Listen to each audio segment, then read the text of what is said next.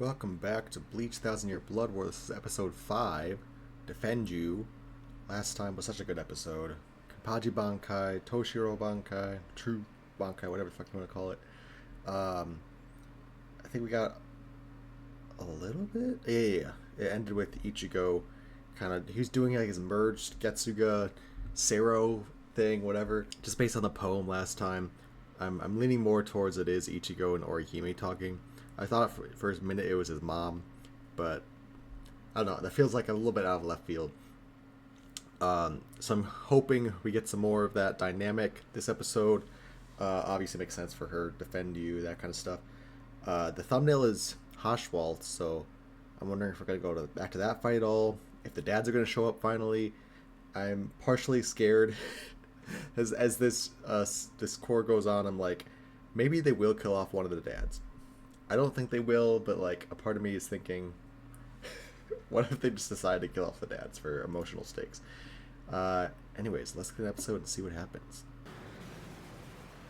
Just able to bust it like that. Oh, Chad. I was kind of wondering if we're gonna check in with them or not. It's such a visually fun move. Of course, it's not gonna work. Hey. Nice!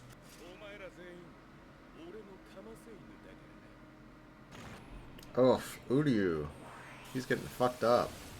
Can we get some reinforcements for him? Like, I think as much as Ichigo probably does need help too, I feel like Uryu needs a little bit more help.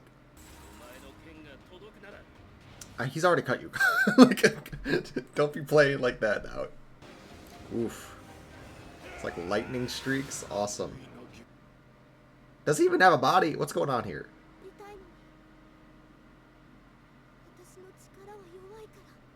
Ah! We're just... That's what I was... He's got a hollow hole. Stop it! Stop it! Stop it! Did she break his sword? Oh!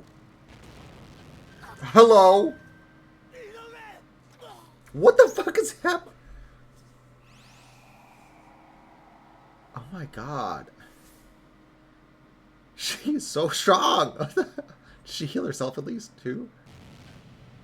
No! Stop! Oh my god.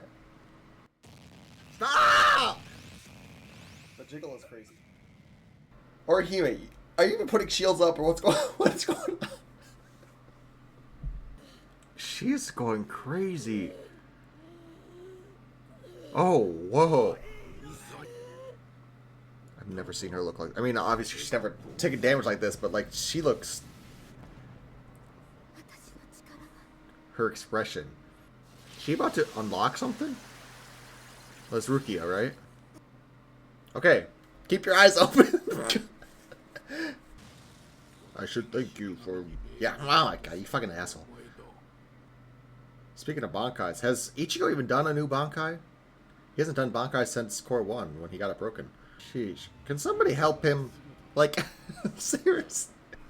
He's getting his ass whooped. Damn. It's cool that she can, like, I don't think it's gonna work too much, but, like, she is freezing his powers a little bit. Oh. What the fuck is that? What is this? What is it? What the fuck?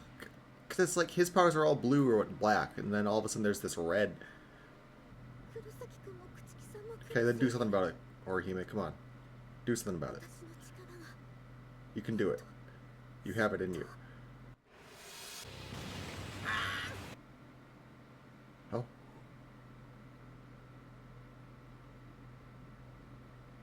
Reminds me of Ulquiorra, but I know Ichigo has like moon theme to his powers too, so. Yes!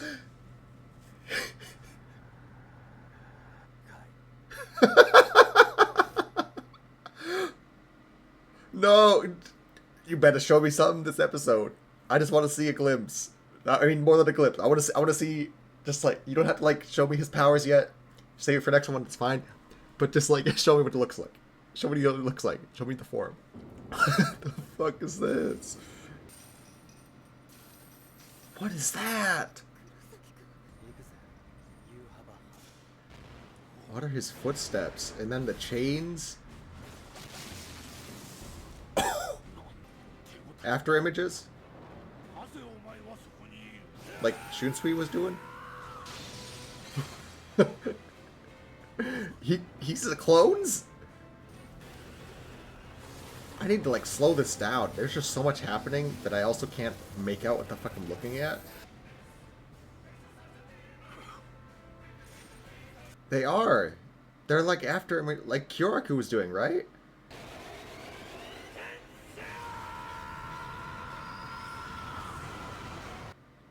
Oh my god.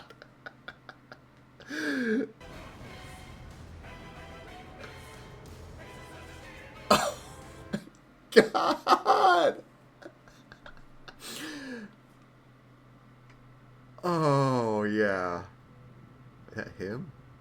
Oh. What the fuck? I love that they're using the moon imagery. Girl, I don't even. Nah, she's gonna level up right now. Let's go. Come on, Orihime, this is your time. Bankai. Come on, Rukia. Everybody. Yes, she's doing it. Thank you. I wanted to see it one more time. I really don't know what's gonna stop him, but like, I'm still glad to see it. This fucking moon after image thing is so cool. The moon blast that he's doing. Are you okay, Orihime? Oh my god!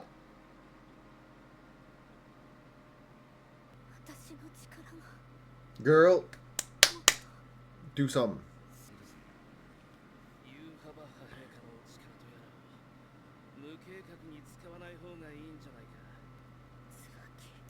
Is she gonna time travel? I don't know. I really don't know. I don't know. Like, what could possibly be an evolution of her powers? I know she's like I see.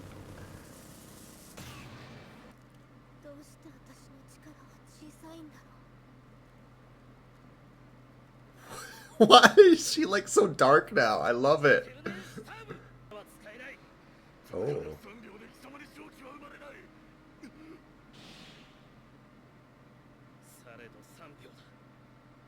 You put the glove on Hashwell? There's so much going on. I need to focus on one scene because I can't take this back and forth between both right now. What is she doing?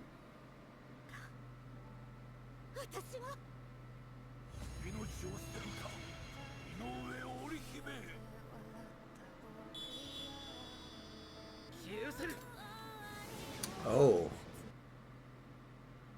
Is it like overriding his power? What's going on? What's going on? What's going on?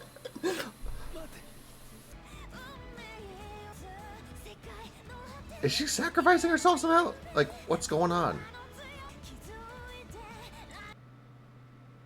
Huh?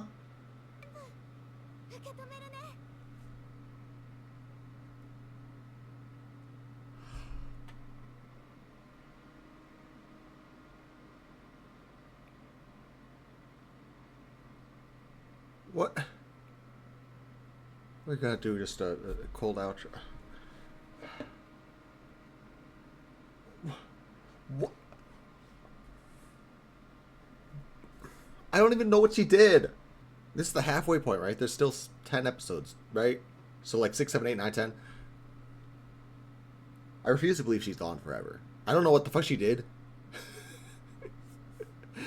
but it has to be some sort of like time travel stuff though. Because she said something about like, I can make it so it never happened. She somehow took out Yuhabaha.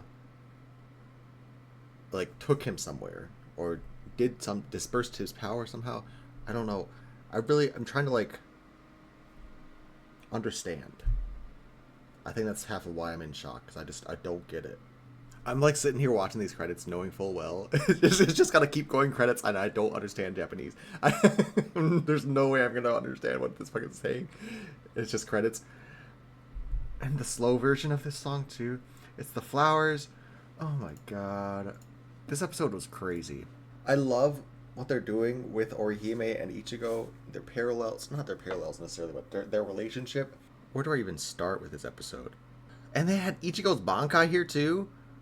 Like just casually, I was really okay if they were just like show me a glimpse of him and then leave the fight for next episode. I was okay with it. But they gave us his whole fucking Bankai in this episode and like just let him do his shit for a little bit. So we start off with Chad and whatever Ganju. I get that Chad isn't strong. Like he's not gonna get a level up or glow up like Orihime is. I understand it.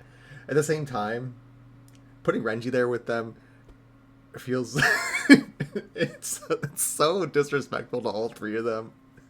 I don't know. Renji's supposed to be at Rukia's level, and if Rukia is allowed to be with Ichigo, why can't Renji? I get like, camaraderie, friendship, and all that shit. Whatever. Okay, he has to be with the boys, but it just kind of the story it's telling me. The subtext of it all is saying that Renji can't hang out with the big boys. He's got to be with Chad and Ganju. And I don't think that's true personally, so I don't like that message that they're trying to tell me. God, Hoshwolf looks like a fucking menace this episode. Just, let's just get this discussion out of the way with Ishida, with Uryu. So they kind of hinted again at his powers. He has like some sort of ability to teleport behind, I guess. He has this glove. I don't know if it's the same glove that he had back in Soul Society arc, like another one of those. And once you snap it, you get power beyond imagination, but then it goes away. That's kind of what I'm assuming. It looks similar to that, and just the description of like, he had it on Hoshwolf, and once he snapped it, they said something about like, your powers will be gone. So I'm assuming that's what it is. It's a very interesting take of like, okay, we'll just give you so much strength, but then it's gonna basically overwrite your almighty ability. It's crazy, and I'm glad. I know I kept saying throughout the episode, can somebody help Ishida? Like he's gonna die. I didn't voice it, but I was thinking in my head, as much as I want someone to help him, I also want him to be the one to do it because I think he is capable. I just wanted more of like a Renji and a Rukia and Byakuya moment with Asno. Byakuya comes in just to help out and give her a pep talk, but like Rukia is the one to do it. That's what I wanted for Ishida here. Is like I need somebody to come in, give him a pat on the back, say you can do it, or like help him tee him up. I don't know, something. But either way, I'm glad that it's Ishida himself. Maybe even technically Orihime is helping him in a way, because they were. I don't want to say paralleling, but going back and forth between those two fights. I'm wondering if something Orihime did or vice versa that Ishida was doing was able to help out the other. Yeah, I really don't know what's going on with Orihime. But yeah, as far as Ishida, really liked what they did there, and just I kind of wanted both of those fights to have their own moments, not being so flipping back and forth between them. I'm gonna have to watch this episode a couple times to really figure out what the fuck happened. Okay, I think we can't put it off any longer. Let's talk about the Ichigo Bankai. Cool. The visually, just awesome. I mean, first off, the way he said it, and we just get this glimmer of the moon to start with, the crescent, like the eclipsing moon. My first thought whenever I see the moon, to be honest, is Ulquiorra. It's that despair, and I think that's a little unfair because we know that Ichigo's whole shtick is that he is the moon to Orihime's son. So even the Ulquiorra stuff is intentionally drawing parallels to the moon because it's Ichigo's Dark Night of the Soul kind of thing. A little gnat in here.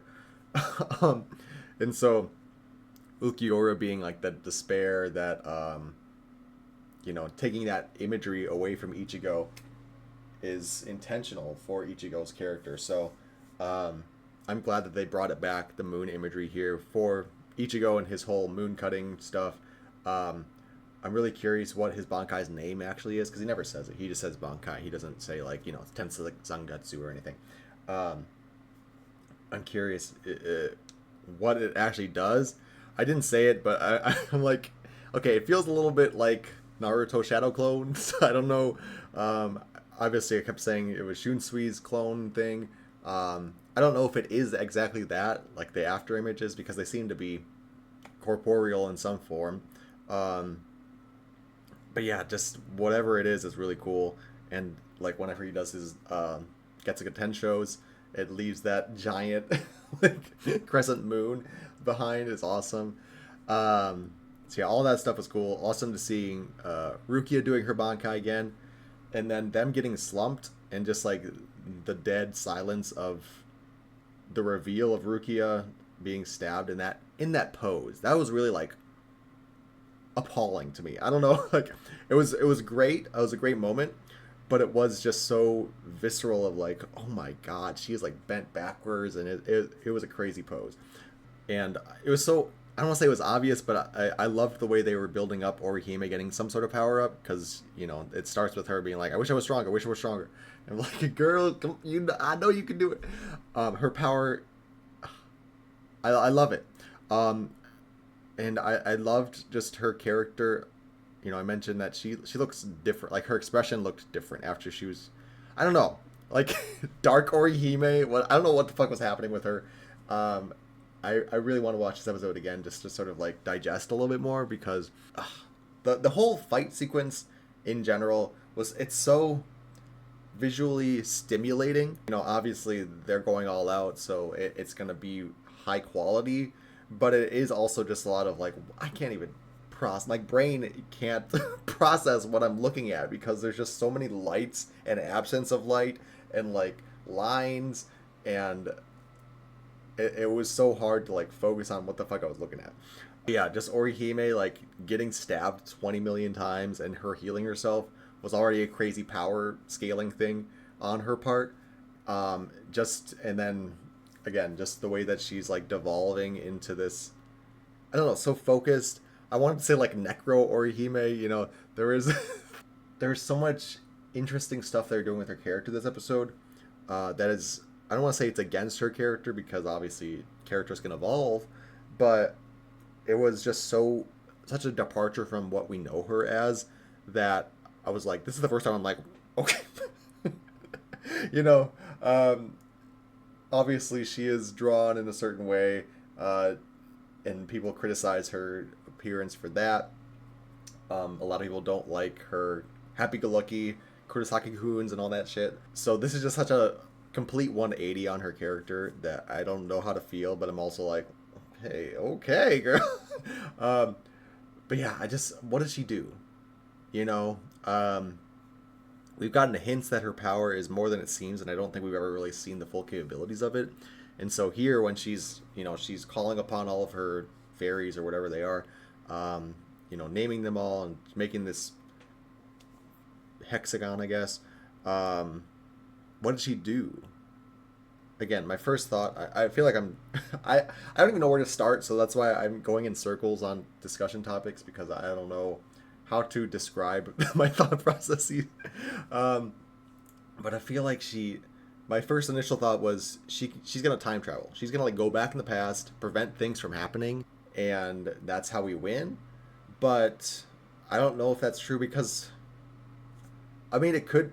I guess it could be true in some sense, but the thing against that is that we see the aftermath. We're seeing the present. Timeline stuff and time travel is always kind of weird. It depends on the media. Depends on what version people want to write with. So let's just walk through with the hypothetically, she has time travel power. She's going back in the past with Yuabaha. That is why they're both gone. Somehow she needs to like sacrifice herself to also take out Yuabaha. So like present day, that's why it's just Ichigo and Rukia in that room, and it's a butterfly effect situation where Orihime has to go back in time, and she sacrificed herself to do that. There is another possibility that like we are doing time travel, but then the reason it was just Orihime, it was just Ichigo and Rukia in that throne room was because of shock and awe. You know, it's just like the way to end the episode. You know, what happened? It's just asking question marks. But really, we're gonna like kind of reverse it, and we'll see. Okay, things are going back. You know, we're gonna pick back up at Orihime, and she's gonna be like in the past and helping deal. And she's gonna be like, "Hey, Ichigo, here's what we gotta do." I don't know, something. But a part of me is also like, I don't think we're doing time travel. I think she just like rejected his existence somehow, and also it has to reject her. You know, she has to like do some blood magic too. That is the cost of the rejection, is that she needs to also give her whole spirit and essence to reject him, and that would explain a little bit. I don't know. I'm I'm backtracking towards the time travel theory again, because we saw we saw a little bit of her blood dropping, but then near the end when she was like actually at Yuhabaha, we saw like all the blood kind of like rising up. So maybe it could either be like, you know, it's reversing, or it could be it's just like to clean up her face and like, you know, I don't know. I really want to watch this episode again. But I just don't understand it still. I was gonna say, I think just for how much I'm like stuck on this episode, this might have to be my favorite episode so far. But you know, the other episodes, there's so many great moments. For someone who's saying I don't really care about Ichigo, this episode was so good. God, I can't. We have to wait another fucking week. Just okay. I don't have a lot more to add. I'm really just in shock. I will be watching this again because I don't know. I don't know what happened. I just want to understand. You know, I think I got like 80% of stuff, and then all that stuff with Orihime, she got a crown. she like blasts Yuhabaha. They're both gone. I don't know. And then the last thing is the title card at the end. It reveals, you know, the two flowers. One says defend you, and then the other one fades away, presumably being Orihime. And it reveals that she's giving her life to defend you. So I don't want to believe it, because that will be it's not retconning, but it's you know, I guess rewriting is the same thing as retconning, right? There's no way she's dead. I'm gonna be in fucking denial about this, because there's no way she's dead. Because Ichigo and her have a fucking son or a daughter? They have a daughter. I think it's a daughter, right? Anyways, they have a kid. So like, I know she's not gonna die. I refuse to believe it. She's not giving up her life to, like, she's putting her life on the line. She's not giving it up. We'll see her again. So I'm gonna be fine. You know, we'll wait a week. If they play in our face and say that she's dead next week, then I'll start to grieve. But like right now, I'm more just like, how is she? What did she do? Because I know she's not dead. You know. Anyways, leave your thoughts down in the comments below. If you have any answers, I need some answers. Please. I need some answers. Oh god, this episode's so good. Where are the fucking dads? These dads ain't shit. What are they doing? Okay, I need to go. Thanks for watching. I'll see you next week. We didn't get the title for next episode. God damn, we have to wait. Okay, goodbye.